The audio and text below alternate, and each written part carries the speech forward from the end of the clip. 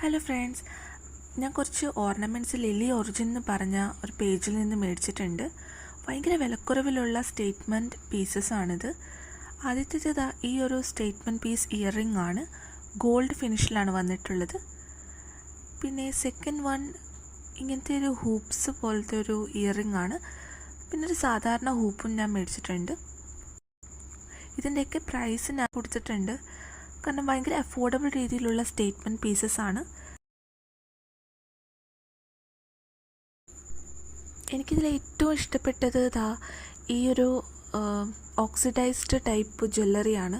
ഇത് ഇങ്ങനെ കിലുങ്ങുന്ന മണികളൊക്കെ ഉള്ള ഒരു നല്ലൊരു ആൻറ്റീക്ക് ഓക്സിഡൈസ്ഡ് പീസാണ്.